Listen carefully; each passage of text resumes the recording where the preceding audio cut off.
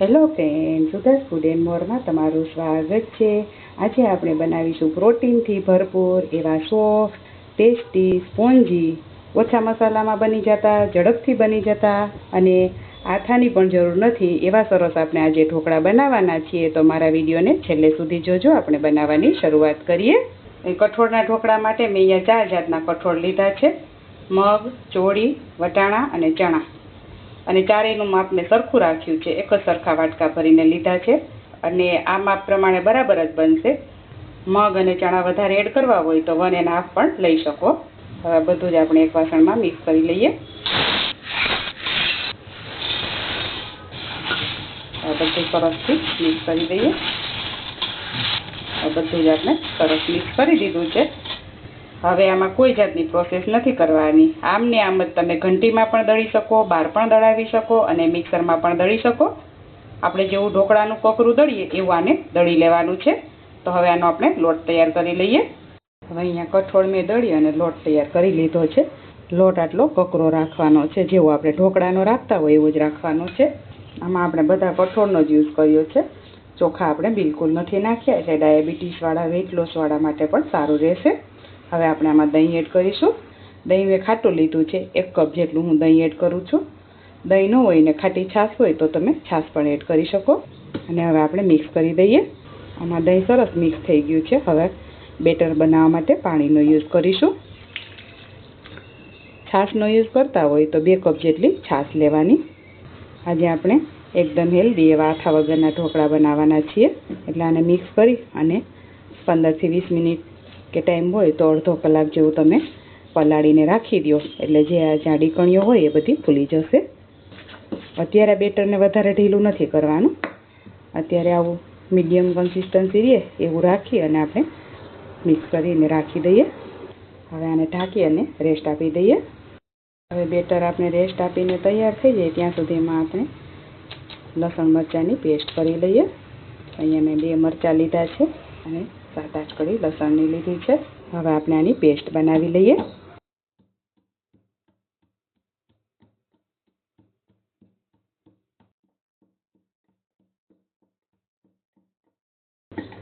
હવે આપણે આ સરસ પેસ્ટ બની અને તૈયાર થઈ ગઈ છે અને બેટરને પણ પલાળ્યું એને અડધો કલાક થઈ ગયો છે।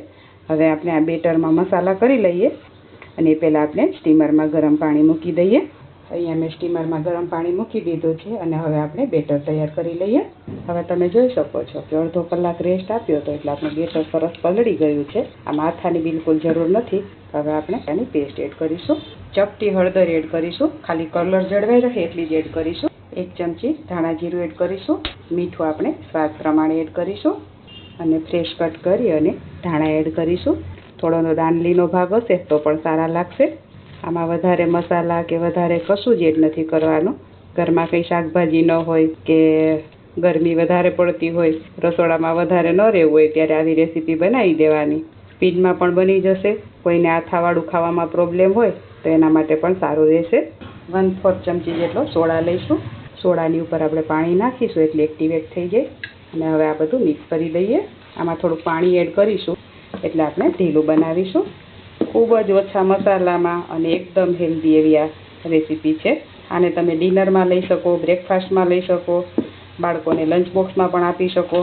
આમાં મેં ખટાશ માટે ખાટું દહીં લીધું છે એટલે એટલું ઇનફ છે। તમારે ખાટી છાશ લેવાની અને ખાટી છાશ ન હોય તો તમે લીંબુનો પણ ઉપયોગ કરી શકો। આથા વગર બનાવીએ છીએ એટલે ખટાશ થોડી લેવાની તો ટેસ્ટ સારો આવશે। આની પ્રોટીનને પચવા માટે વિટામિન સીની જરૂર પડતી હોય છે, એટલે આપણે ફૂલ ઓફ પ્રોટીન આ ડીશ છે, કેમ કે બધા જ પ્રકારના કઠોળનો યુઝ કર્યો છે એટલે પ્રોટીનથી ભરપૂર છે, એટલે જોડે વિટામિન સી હશે તો સારું પડશે, એટલે આપણે ખટાશ લેવાની। આપણું પરફેક્ટ બેટર તૈયાર થઈ ગયું છે। આમાં આપણે બીજું કશું જ હવે એડ નથી કરવાનું। હવે આ પ્લેટને આપણે તેલથી ગ્રીસ કરી લઈશું। આમાં ખૂબ જ ઓછા પ્રમાણમાં તેલ પણ જશે। આપણે ગ્રીસિંગ માટે તેલનો યુઝ કરવાના છીએ, બાકી આમાં તેલ ટોટલી અવોઇડ કરવાનું છે। તો હવે આ ગ્રીસ થઈ ગઈ છે થાળી, આમાં આપણે બેટર પોર કરી દઈએ। વધારે જાડું પણ નહીં અને એકદમ પતલું પણ નહીં, એટલું આપણે બેટર પાથરીશું। હવે આપણે આમાં અંદર લાલ મરચાંનો બિલકુલ યુઝ નથી કર્યો, પણ આપણે આવી રીતના ઉપરથી છાંટીશું। અંદર લાલ મરચું એડ કરવાથી કલર ચેન્જ થઈ જશે, એટલે આવી રીતના ઉપરથી છાંટવાનું। હવે આપણું આ પાણી સરસ ઉકળી ગયું છે। હવે આપણે આ પ્લેટ એમાં મૂકી દઈએ। હવે આપણે આ પ્લેટ મૂકી દીધી છે હવે ઢાંકણ બંધ કરી અને 10 થી 15 મિનિટ માટે ચડવા દઈએ. હવે 10 મિનિટ જેવો ટાઈમ થઈ ગયો છે. આપણે ખોલીને જોઈ લઈએ. હવે આવી રીતના નાઈફની મદદથી ચેક કરી લેવાનું. એમને પોરી નીકળે એટલે આપણા ઢોકળા તૈયાર છે. હવે આપણાને કાઢી લઈએ. તો હવે અહીંયા મેં થાળી નીચે ઉતારી લીધી છે અને એવી જ રીતના બીજી થાળી તૈયાર હતી આપણે મૂકી દઈએ. હવે આને ઢાંકી અને 10 મિનિટ ચડવા દઈએ. હવે આને વઘાર કે બીજું કશું કરવાની જરૂર નથી. આવી રીતના આપણે તેલ જરા જરા છાંટી દઈએ. આવી રીતના તેલ લગાવી શકો અથવા તો બ્રશથી પણ તમે તેલ લગાવી શકો. હવે આપણે આના કાપા પાડી લઈએ. તો ફ્રેન્ડ્સ, તૈયાર છે આપણે એકદમ પ્રોટીનથી ભરપૂર, સોફ્ટ અને ટેસ્ટી એવા કઠોળના ઢોકળા. જો તમને આ રેસીપી પસંદ આવી હોય તો તમારા ફ્રેન્ડ્સ અને ફેમિલી સાથે ચોક્કસથી શેર કરજો.